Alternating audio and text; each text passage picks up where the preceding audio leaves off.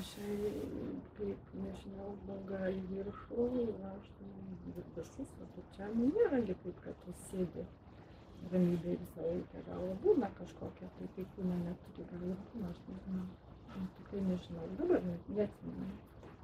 Neatsimenu. Nu, ramybė yra natūrali būsena, jinai visada yra. Tik tais mes kartais patys ją ignoruojame, nekreipiam dėmesį. Tik tiek, kad jo, ta ramybė norisi. Bet jeigu vis dažniau atkreipi dėmesį į tą ramybę, tai jinai taip vis labiau ir ilgiau pasilieka. Kaip ir nebe... Aplinka aštresnė yra, dėl to ir užtušuoja. Taip. Jie tavo aplinka aštresnė, man tai... Jo, tai dėl to reikia derinti. Vat irgi aš ką pastebėjau, kad gyvenimo būdas kartu su tuo kažkaip irgi turi keistis, kad jis labiau rezonuotų su tavo vidinė būsena, nes jeigu tavo vidinė būsena yra vienokia, o tavo ten aplinka, va ten ar darbas, ar dar kažkas, ten visiškai atrodo prieštarauja tam, tai va tada ir būna toks svyravimas didelis. Ir jo, aš pastebiu, čia pas daug žmonių šitas iššūkis yra. Taip, sociume būnant atrodo, tai kaip išgyventi, kaip čia reikia derintis prie. Reikia, bet ne taip, kaip mes tą darome, nes mes tą darome iškreiptais būdais. Pamiršta, kaip galima kitaip. Ir nuo to visi išloštume. Jo, tai jeigu tarkim, esame stiprus viduj, jaučiame stiprus viduj, tai galime irgi kažkaip pakeisti per tą savo vidinę būseną, tą savo aplinką, bet kai kuriais atvejais, jeigu ta aplinka tikrai nenori keistis, tai geriausia atsitraukti, tada žiūrėti alternatyvas kažkokias.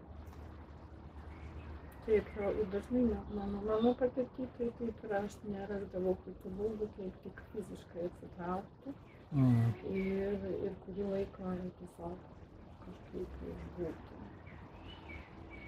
Susigulėti, turi susidrumzlės nusėsti, kad pamatai variantus kitaip būti, su kitom energijom būti ir randasi jėgų, o jėgų visada randasi.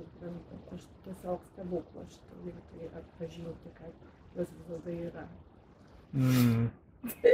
Bet kada mes susilygiuojam su savo širdimu, su šaltiniu, tai tada ir jaučiame tą jėgą. Jeigu kažką darome, kas ne mūsų, kas mums iš tikrųjų natūraliai nerezonuoja, tai tada ir atrodo, kad pavargstame ir sunku ir taip toliau, nes mes tiesiog priešiname savo natūraliai sroviai priešinamės, o tas tada ir išsiverčia kaip išsekimas, jėgų neturėjimas.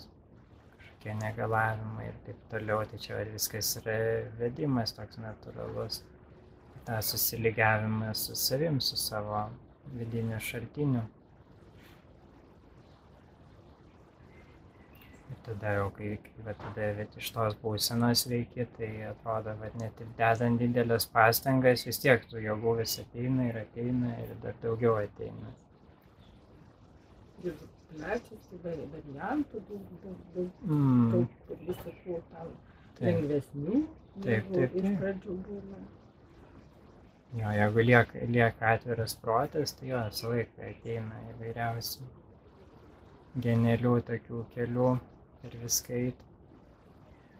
Tai čia tas ir įeina, neprisirišimas prie lūkesčių, kad palaikyti atvirą protą ir tada vėlgi įsileisti vedimą iš aukštesniojo aš, kad jisai parodytų kažkokį šviežų, netikėtą būdą, kuris gali būti dar smagesnis, dar paprastesnis.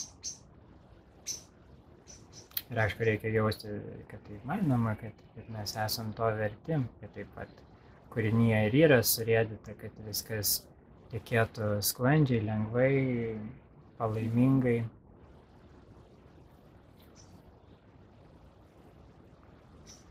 Bet to pačiu tą malonę duoda laisvąją valią ir komplikuoti viską, jeigu nori.